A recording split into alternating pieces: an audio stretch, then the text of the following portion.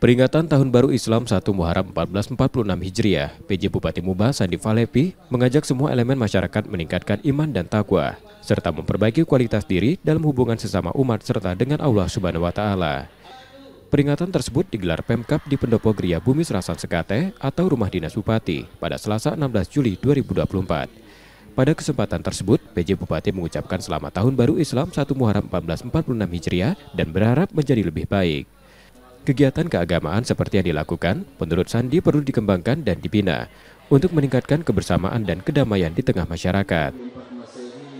Mari di tahun baru ini kita tingkatkan iman dan takwa serta berusaha untuk selalu menjaga dan memelihara serta memperbaiki kualitas diri kita dalam hubungan sesama manusia, hablum minannas, dan hubungan kita dengan Allah pemilik alam semesta, hablum minallah, di dalam tahun yang akan kita lalui nanti.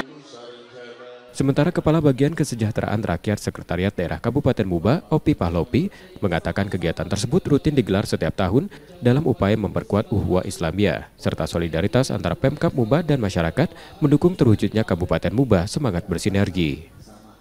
Peringatan tersebut dilanjutkan dengan tausiah dari Ustadz Kokolim berisi seputar menjadi insan yang lebih baik.